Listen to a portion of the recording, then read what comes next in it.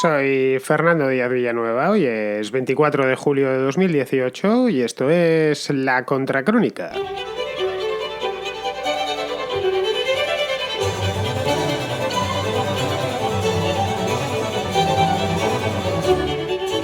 Donald Trump anunció el viernes pasado que impondrá aranceles a todas las importaciones provenientes de China. Esta sería la tercera batería arancelaria desde que empezamos el año, no desde que Trump es presidente, sino desde que empezamos el año 2018. La cantidad, además, esta última es enorme, son 500.000 millones de dólares, medio billón, una auténtica barbaridad. En el anterior arancelazo, que era de 200.000 millones, creo recordar, China respondió con medidas idénticas, es decir, con una pura represalia. Si tú me pones tal porcentaje, si me subes los aranceles en tal y cual cosa, pues yo voy a responderte con lo mismo. Aunque evidentemente no puede ser en tal y cual cosa, porque si China exporta acero a los Estados Unidos pero no le compra acero a los Estados Unidos, no tiene ningún sentido que le fije arancel, así que se lo fijan en otras cosas. Un poco lo de las Harley Davidson, esta que hablaba la Unión Europea, de poner un arancel sobre estas motocicletas. El hecho es que después de esa última, Trump respondió con nuevos aranceles, lo que llevó a Pekín a impugnar la decisión ante la Organización Mundial del Comercio, que es el foro razonable antes de entrar en represalias, el foro donde se deben tratar estos asuntos.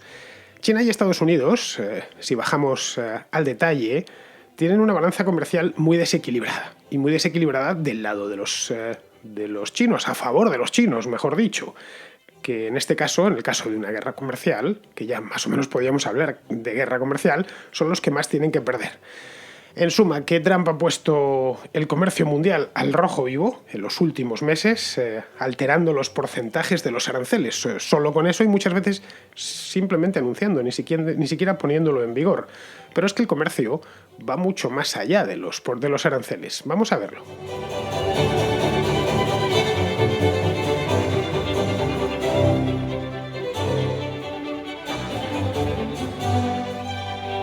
Las bondades del libre comercio yo creo que son bien conocidas por todos. Tampoco le hace falta...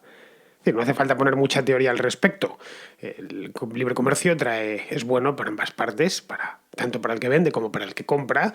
Y además la historia nos ha demostrado que es así, que ponerle trabas al comercio es el preludio de cosas mucho peores, que el libre comercio además beneficia al que importa, porque le permite acceder a mercancías, a bienes y también a servicios que dentro de sus fronteras o son inexistentes o son más caros, y también beneficia, por supuesto, esto va de suyo, al que vende, porque le permite ampliar su mercado. En fin, que no hace falta mucha teoría para saber que el libre comercio es bueno. De hecho, en los últimos 70 años de paz, a nivel mundial estoy hablando, desde, 70 ya no, algo más de 70, desde el año 45, 73 años de paz, se deben en buena medida a una política arancelaria laxa, que es la que trajo al final de la Segunda Guerra Mundial. Es decir, a la creencia firme, esa política arancelaria laxa nace de la creencia firme por parte de los gobiernos occidentales y después del colapso de la Unión Soviética, de los gobiernos de prácticamente todo el mundo, de que los bienes deben cruzar lo más libremente las fronteras, porque cuando no cruzan los bienes las fronteras, las cruzan los soldados. Esto ya lo dijo Frédéric Bastiat hace siglo y medio, hace casi 2 siglos, y tenía mucha razón. Bien, esta liberalización general del comercio mundial de los últimos 70 años, fue fruto de la Segunda Guerra Mundial, y fue consecuencia del proteccionismo de los años 30. De la década de los 30 fue extraordinariamente proteccionista, y ese proteccionismo nació de la Gran Depresión. Se pensó que cerrando los mercados se iban a blindar de esa manera de los efectos perniciosos de la depresión, y no fue así. Al contrario, la depresión incluso se intensificó. De hecho, posteriormente, ya a partir de los años 40, de la segunda mitad de los 40, se identificó al cierre de fronteras o a la subida de aranceles de los años 30 como uno de los responsables del ascenso de los fascismos, del periodo de entreguerras. Bueno, en cierto modo se debió a muchas razones, pero esta fue una de ellas. Ciertos pueblos de Europa, como el alemán o el italiano, vieron que la única manera de defenderse frente al corte del comercio transatlántico era cerrarse sobre sí mismos, y el fascismo, el nazismo, eran un cierre sobre sí mismos de esos países, ¿no? Bien, si lo vemos de nuevo en perspectiva, así nació el GATT, que es el antecedente de la OMC, El GATT era, las siglas son en inglés, pero en español era Acuerdo General sobre Aranceles y Comercio. Eso era el GATT, vivió muchísimos años y ya luego, décadas más tarde, se convirtió en la Organización Mundial del Comercio que conocemos actualmente. Si también seguimos mirando en perspectiva esto del comercio, vemos que Estados Unidos fue uno de los países más proteccionistas de los años 30. Pero luego, curiosamente, fue de los que más, a partir de los 40, de los que más hicieron por el libre mercado, y por el GATT, y después por la OMC. Hoy, de hecho, el comercio internacional, hoy desde hace 70 años, se efectúa básicamente en dólares, es la moneda de comercio por antonomasia, y el centro neurálgico del comercio internacional es los Estados Unidos, a nivel financiero, desde luego. El arancel medio estadounidense, de hecho, es una muestra de eso mismo. El arancel medio estadounidense hoy es el 1,6%, el promedio. Hay aranceles de todo tipo, pero vemos que es un arancel realmente bajo. Es decir, que exportar cosas a los Estados Unidos es muy poco. Si lo comparamos, por ejemplo, con los aranceles de los años 30, pues nos parecería que directamente los han abolido. Si los viesen los políticos de aquella época, les sorprendería. Es decir, no se les puede acusar a los Estados Unidos de estar cerrados al mundo. Todo lo contrario, están extraordinariamente abiertos. No son los únicos, la Unión Europea también lo está, incluso China. De hecho, desde Washington, cuando hablan de libre comercio con mayúsculas. Ellos dicen, nosotros tenemos unos aranceles muy bajos, pero es que además los tenemos bajos incluso cuando nuestros socios los tienen más altos para el mismo producto. Es decir, se han creído plenamente que el libre comercio es bueno incluso aunque no lo practiquen contigo. Y eso está muy bien, porque cuando dicen es que si nos han puesto un arancel sobre tal cosa vamos a devolverles con lo mismo. Pero si estás empobreciendo a tus propios agentes económicos en el caso de que lo haga. Es decir, que si mañana, pongamos por caso, la Unión Europea le ponen un arancel muy grande sobre automóviles chinos, o japoneses o de cualquier otro lugar del mundo, y dice, pues nosotros os hacemos lo mismo. Bueno, aparte de perjudicar a la industria automovilística europea, impediría a los europeos comprar motocicletas baratas o automóviles baratos que provienen de la India o provienen de China. Y esas motocicletas y esos automóviles los compra la gente de menos recursos. Luego realmente a quien estás fastidiando es a tus propios ciudadanos. Pero bueno, el hecho es que eso sí lo hace Estados Unidos. Hay muchos casos en los que se ve como sus aranceles de entrada son inferiores a los aranceles de entrada que le ponen algunos de sus socios comerciales. Y no ha habido demasiado problema, por lo menos hasta la llegada de Donald Trump. Claro, aquí podría pensarse que en esto o hay reciprocidad o se rompe la baraja. Es decir, si tú me pones un 3% de aranceles, yo tengo que corresponderte con un 3%. Pero claro, no siempre hay baraja, aunque lo parezca. A ver si me entendéis. Me explico. Es decir, los aranceles son solo un elemento del intercambio comercial. Nada más, es un impuesto que se pone a la entrada, es un impuesto fronterizo. Si quieres pasar tu producto, pues tienes que pagar tanto. Y un impuesto que paga, por supuesto, el consumidor final. No paga el exportador, paga el importador y el importador se lo hace pagar al consumidor. Nada más, es un impuesto más. Y hasta que no entendamos eso, creo que no entendemos absolutamente nada. No protege a nadie, salvo a los productores ineficientes, y a la casta política que entre otras cosas, viven de los aranceles. Pero aparte de eso, del arancel en sí mismo, un país puede, por ejemplo, fijar unos aranceles bajísimos, un arancel medio, del 0,5%, o incluso retirarlos por completo. Es decir, ya está, el arancel aquí para meter productos es del 0%. Simplemente usted cumplimente la normativa y con eso basta. No hay que pagar nada. Vamos a desmantelar las aduanas. Las aduanas desde el punto de vista fiscal. Bien, en ese caso diremos, estos tipos son unos campeones del libre comercio, han quitado los aranceles. Pero claro, si al 0,5% de aranceles o al 0% de aranceles lo llenamos después de normativa, una normativa llena de regulaciones arbitrarias estoy hablando, o de subsidios por detrás, de subsidiar a los productores nacionales, hasta tal punto que es imposible competir con ellos, aunque los aranceles sean el 0%, pues no podremos decir que hay mucho libre comercio. Es decir, el arancel bajo queda de este modo completamente diluido entre la normativa y los subsidios. Bien, este es el caso clarísimo, además de la Unión Europea. La Unión Europea tiene aranceles muy bajos, fija aranceles muy bajos, con la mano librecambista, mientras que con la otra, con la mano burocrática, se dedica a tejer con paciencia una telaraña endemoniada de regulatoria. Y aparte de eso, se encarga de distribuir, de abrir el aspersor y de distribuir generosísimas subvenciones para las empresas propias, las que están dentro. Ha habido casos, por ejemplo, el caso de Airbus es clarísimo, de la empresa esta que hace aviones. Algo similar sucede con China y con Japón. La protección de la industria local y unas normativas que en muchos casos están endemoniadas que hace completamente imposible acceder a esos mercados. A veces, de hecho, se nos olvida que la Unión Europea nació como, en los años 50, nació como un cártel del acero y el carbón. Así nace la Unión Europea, que después se convirtió en Comunidad Económica Europea y después ya en Unión Europea propiamente dicha. Pero en origen era eso, era un cártel de productores de carbón y de acero. Hoy la Unión Europea, lo sabemos todos, se cuelga la medalla de campeón del librecambismo, pero su mercado interno es simplemente inaccesible para muchos productores extracomunitarios, especialmente del tercer mundo, que no pueden acceder porque no pueden cumplir con los requisitos que fija la normativa comunitaria, que es en casi todos los casos imposible de cumplir. Ya les cuesta a los productores, a muchos productores internos. De hecho, a veces esa normativa se hace a medida de los productores internos o solo de algunos productores internos. Es una regulación realmente asfixiante. Bueno, esto también es proteccionismo. Sabiamente escamoteado tras la cháchara de los aranceles, de fulanito nos pone aranceles más altos o tal, pero una regulación excesiva es proteccionismo. Nos pongamos como nos pongamos, y lo mismo cuando hay un programa intensivo de subsidios y de subvenciones a las empresas locales, también es proteccionismo.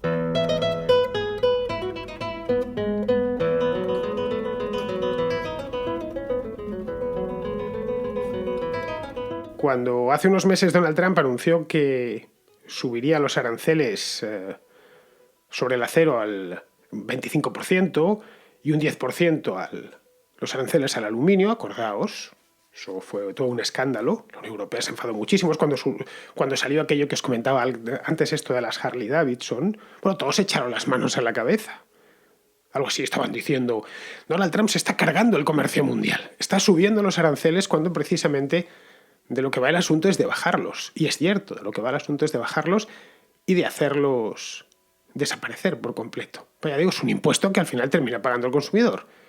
Y un impuesto absurdo e innecesario y que solo protege, repito, a productores ineficientes.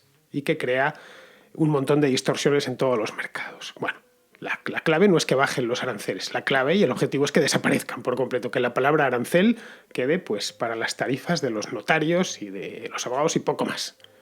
Pero que desaparezca del lenguaje del comercio internacional. Bien, entonces estaban diciendo que eso no podía ser. Que estaba rompiendo también el consenso de posguerra. Claro, no estaban dándose cuenta, o no advertían por lo menos, teniendo razón en la primera premisa, que eso también lo había hecho Barack Obama. Y entonces no se dijo nada. Barack Obama había elevado los aranceles del acero, esto en el año 2016, menos de un año antes de salir de la Casa Blanca, y los había elevado en un 522%. Podéis buscarlo en las noticias. Creo que es de abril de 2016. Del acero laminado en frío, concretamente. Y todo para defender sus acerías de laminado en frío de la competencia china. No tenía otra función. La cuestión de, bueno, como estos tipos me meten acero aquí a punta pala, pues voy a ponerles una barrera tan grande que sea imposible importar un solo gramo de acero laminado en frío. Y esto lo hizo Barack Obama. Nadie dijo nada. Parecía que eso estaba bien, había que proteger a los de las acerías estadounidenses. Los propios medios norteamericanos que están hoy criticando a Donald Trump no dijeron nada en su momento contra Obama cuando, insisto, metió un arancel del 522%. Mientras que aquí lo de Trump es el 25%, pero bueno. Es decir, que estamos exactamente en las mismas. Quizá Estados Unidos no está utilizando la barrera normativa o regulatoria, pero sí está utilizando lo de los aranceles. Al final son dos maneras de hacer lo mismo, son dos maneras de ir contra el librecambismo. Lo que no podemos es escandalizarnos por una y directamente no mirar a la otra o ignorar a la otra. Es decir, en aquel entonces no se quejó ninguno y ahora se quejan amargamente. Muchos incluso justificaron el arancelazo de Obama contra el acero chino, arguyendo que a Obama le asistía plenamente el derecho a proteger su industria siderúrgica, que eso lo hacían todos. Sí, lo hacen los chinos, lo hacen los europeos, lo hacen los indios, bastante además. La siderurgia en la India hoy es una de las principales industrias y pues el gobierno indio cree que debe protegerla, es decir, exportar mucho y hacer imposible que entre allí acero extranjero. Pues las clásicas prácticas mercantilistas de toda la vida. Los aranceles de entrada, de hecho, quizás sean bajos, pero para el acero europeo estoy hablando. Pero lo que nos encontramos en el caso, por ejemplo, de la siderurgia en Europa es unos programas de subsidios estatales abracadabrantes, que hacen poco menos que imposible importar del extranjero porque los de aquí pueden competir gracias a que los contribuyentes les ayudamos contra nuestra voluntad a competir. Es decir, se mantienen funcionando contra la naturaleza intrínseca del mercado. En resumen, que Donald Trump y Barack Obama son ambos enemigos del libre comercio. Pero claro, no menos que sus homólogos en Pekín, en Bruselas o en Nueva Delhi. O en Ottawa, porque los canadienses hacen lo mismo, subsidian sus acerías y toda su industria siderúrgica. Pero vayamos un poco más lejos. Por aquí en la Contracrónica nos gusta siempre ir un poquito más lejos. Según las normas de la Organización Mundial del Comercio, un país puede elevar la carga arancelaria, queda facultado y queda libre para hacerlo, si es por razones de seguridad nacional. Bien, lo que ha hecho Trump es subir los aranceles y ha puesto como motivo la seguridad nacional. Lo que hizo Obama en 2016 fue igual. Subo los aranceles al acero laminado en frío por cuestiones de seguridad nacional. Tú lo aceptas o no lo aceptas, pero es por seguridad nacional. Y a partir de ahí, cuando lo recibe el resto de socios de la OMC, en este caso los chinos, pueden hacer dos cosas. Una, comerse el sapo y decir, pues me parece muy bien, ya está, a partir de ahora intentaré exportar sabiendo que tengo esta sobrecarga arancelaria. O dos, que es impugnar esa subida ante la Organización Mundial del Comercio. Esas son las normas que se aceptan en el momento en que se entra en la organización. Lo que no está dentro de las normas son las medidas de represalia. Que es, si me pones un arancel, yo te devuelvo un arancel. Nos puede parecer justo, pero es la ley del talión comercial y la ley del talión no funciona nunca en nada. Ni aplicada al comercio ni a ninguna otra cosa. Es decir, que lo que han anunciado tanto la Unión Europea como China se sale de las normas de la Organización Mundial del Comercio. Quizá por eso China en el último arancelazo directamente ha dicho que no va a tomar medidas de represalia, que va a impugnarlo ante la OMC. Y ya, pues que la OMC decida. Y una vez haya decidido, Estados Unidos, y si decide en contra de Estados Unidos puede salirse o puede aceptar el dictamen de la OMC. Para eso sirve, entre otras cosas, la Organización Mundial del Comercio. Es un foro de arbitraje. Claro, aquí, aunque parezca sorprendente, quienes se están saltando las reglas no es Trump, no son los Estados Unidos, son los chinos y los europeos. Al menos hasta ahora, luego ya veremos. Que lo mismo, si lo terminan llevando a la OMC y falla contra Trump, Trump se echa la manta a la cabeza y se sale. Eso sería una catástrofe, pero bueno, por poder podría suceder. Es por ello que antes de poner el grito en el cielo, que está muy bien eso de poner el grito en el cielo, a todos, según vemos una cosa, nos parece escandalosa y nos da por poner el grito en el cielo, pues antes de eso, es decir, por los injustificados ataques de Donald Trump al libre comercio, nos fijemos en cómo lo atacan sus supuestos defensores. Como aquí estamos, esto es un combate entre Donald Trump de un lado y del otro, pues los pobres burócratas de Bruselas, los pobres burócratas del Partido Comunista Chino, que son unos adalides del libre comercio, como todo el mundo sabe. Bien, creo que más o menos he venido a dejar claro que no es así. que de ninguna manera. Una cosa es que lo aparenten serio y otra cosa es que lo sean de verdad. No lo sé, quizá se hace necesario una nueva ronda mundial de comercio, que vaya más allá de los aranceles, que no se limite exclusivamente a los aranceles y que ponga encima de la mesa, o que ponga el dedo, mejor dicho, sobre otros asuntos que yo creo que son capitales en el tema del comercio y que suelen ser ignorados por regla general, como la regulación, que en muchos casos es tan abusiva y tan disparatada que, como decía antes, hace imposible abordar un mercado, porque no hay manera humana de cumplirla, o que está hecha directamente de manera tramposa para el productor local. Esto no es inventado, esto se hace continuamente y se hace desde siempre. Yo tengo un productor local, voy a hacer que la regulación encaje a este productor local y automáticamente impido que ninguno más concurra. O directamente los subsidios, que es, dicho sea de paso, donde se camufla el proteccionismo de nuestro tiempo.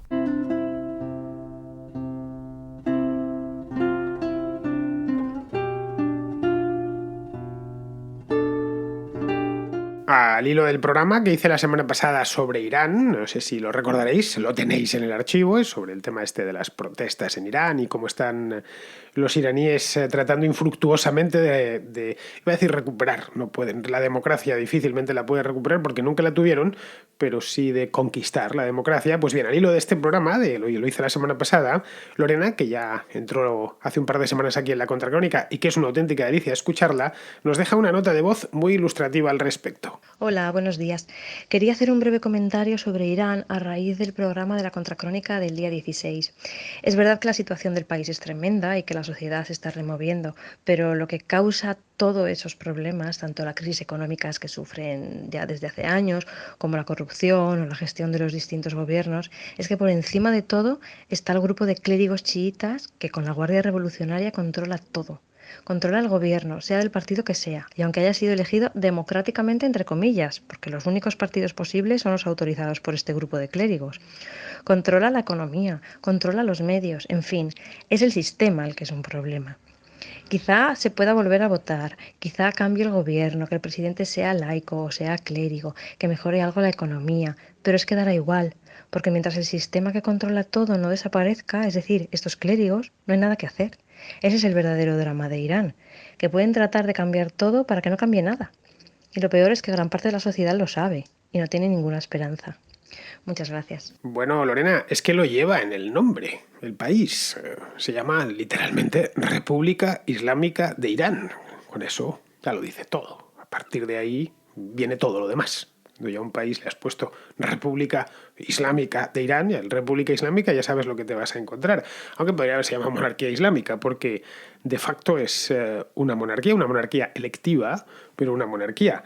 Irán tiene un presidente que todos conocemos, que se elige por sufragio universal cada cierto tiempo, pero encima del que parece, pues decimos, es una democracia, aunque sea una democracia matizada, pero es una democracia porque tiene un presidente, no puede presentarse cualquier tipo de partido político y están la libertad de expresión y de asociación, etcétera, están muy limitadas en Irán, pero es decir, vale, se parece o va en el camino de ser una democracia. No exactamente. Es decir, Irán tiene un presidente elegido como decía, por sufragio, pero por encima de él está un cargo que se llama el de líder supremo. Sí, líder supremo, en farsi, pero el traducido es líder supremo, que tiene muchísimos poderes. Es como, he dicho antes, una especie de monarca que no es por cuestión de nacimiento, sino que se elige el monarca electivo, pero semiabsoluto, ¿eh? Es decir, solo ha habido dos, de hecho. El primero fue Khomeini, hasta el año 1989, que es cuando murió. Este líder supremo, por supuesto, es vitalicio. Y el segundo es Ali Khamenei, que era uno de los hombres de Khomeini y que todavía sigue vivo y se entiende que seguirá el líder supremo hasta que se muera. Tienen también otro órgano curioso que se llama la Asamblea de Expertos. Son un montón, además, no sé cuántos habrá, pero un montón de ellos. Si veis alguna fotografía que están reunidos, están ahí para elegir al líder supremo, nada más. Y para aconsejarles, ¿se entiende? Son todos expertos en derecho islámico. Puro. Punto. Ya está, no hay más. Esa es toda la asamblea de expertos. El líder supremo nombra a los jueces, nombra a los principales ministros. También los nombra... también se encarga de dirigir todos los asuntos importantes, ya sea de política exterior como de política económica, etc. No sé, hay un parlamento, eso sí, pero que el parlamento se denomina literalmente Asamblea Consultiva Islámica. De nuevo, traducido, pero es literal, Asamblea Consultiva Islámica, que es básicamente un coro de aplaudidores, pues tipo las Cortes franquistas. Luego tienen otro órgano, también peculiar, dentro del ordenamiento político iraní, que se llama el Consejo de los Guardianes. Estos son pocos, son 12 tipos, creo. 12 tipos nombrados a dedo por el líder supremo que lo supervisan todo, incluidos los miembros del Parlamento. Es decir, aunque el Parlamento haya sido elegido en las urnas, si el Consejo de los Guardianes veta a un cargo electo, nada, el cargo electo se tiene que volver a su casa. No puede ser diputado sin su plácet. En fin, que Irán es una teocracia con algunos elementos parlamentarios modernos, pero puramente decorativos. No sé, yo creo que con ese esquema pocas libertades, con ese esquema político pocas libertades se pueden esperar. Bien, tengo otra llamada. Esta llamada me viene de Jaume, que quiere participarnos de una reflexión sobre el Valle de los Caídos, ahora que está tan de moda hablar de él. Buenas, Fernando. Mira, hago este audio en relación sobre el tema del Valle de los Caídos. Es que es un tema, últimamente está siendo un tema de actualidad. Últimamente que se están manifestando fascistas en el Valle de los Caídos diciendo a Franco no se le puede sacar. Y también republicanos, básicamente comunistas, diciendo a Franco hay que sacarlo. Realmente yo creo que mucha gente desconoce una información que bastante curiosa. Es que Francisco Franco nunca quiso ser enterrado en el Valle de los Caídos. Quizá esto a ti, Fernando, te sorprenda y a la audiencia también, pero es que no quería ser enterrado. Realmente, si nosotros miramos qué ocurrió, vemos de que una vez antes de que Franco muriera, cuando ya se le veía que estaba viejo, ¿no? Porque obviamente tenía una edad, le preguntaron, ¿a usted dónde le gustaría ser enterrado? Y él dijo que iría a estar enterrado en una basílica que está en Madrid, que se llama Basílica de Monterrijo, no me acuerdo, ahora te voy a pasar un link de esto. Pero el caso es que nunca dijo enterradme en el Valle de los Caídos, ¿no? Simplemente dijo que quería ser enterrado en una basílica que está en la Comunidad de Madrid. Entonces, realmente, si lo miramos así, le están haciendo un favor a Franco, ¿no? O sea, si Franco quería ser enterrado en un lugar y después de muerto le enterraron donde no quería, realmente es un favor. Pues así es, Jaume. Franco no dejó indicado dónde quería ser enterrado, esto ya lo comenté en su momento aquí en La Contra. No sé, quizá porque no pensaba morirse nunca o porque se le olvidó, no tengo ni idea. Ya lo dije, ya hice una contra, no sé si la has escuchado hace un par de semanas sobre este mismo tema, y comentaba en ese programa que tuvieron que improvisar la tumba en noviembre del 75 en unos pocos días. Tuvieron hasta que cambiar el sistema de drenaje de la propia basílica del Valle de los Caídos porque no estaba pensado para albergar el altar donde está enterrado actualmente, para albergar un cuerpo más. Estaba el de José Antonio Primo de Rivera y tuvieron que abrir una tumba nueva para Francisco Franco. Pero vamos, que esa es la realidad histórica, y creo que la verdad histórica y a estas alturas ya importa bien poquito, porque se ha convertido lo del Valle de los Caídos en un asunto esencialmente político.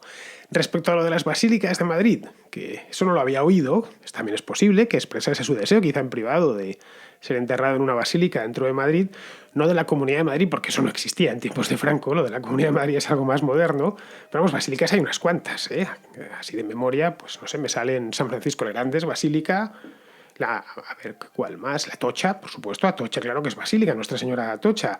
La Pontificia de San Miguel también es basílica, la Colegiata de San Isidro también es basílica, la Milagrosa, que está en Chamberí, también es basílica, bueno, y hay algunas más. Bueno, y el Escorial, por supuesto, que San Lorenzo de Escorial no deja de ser una basílica, es de hecho la basílica por antonomasia junto a la de Atocha. En fin, que lo mismo se la llevan alguna de estas, o igual al cementerio del Pardo, como comentaba yo en aquel programa, o se la llevan a su ciudad natal, que era Ferrol, y lo entierran allí en el cementerio municipal. No tengo ni idea. Muy bien, pues con esto ya nos despedimos. Mañana no habrá contra. Bueno, no habrá contra hasta el martes próximo. No por nada, sino porque no voy a estar aquí. Voy a tomarme unos días de vacaciones, los primeros en 2 años y medio, dentro de la primera semana de vacaciones en 2 años y medio, desde que hago la contracrónica. Voy a hacer un viaje por Centro Europa y no puedo estar a hacer programas, no me voy a llevar ni micro ni nada.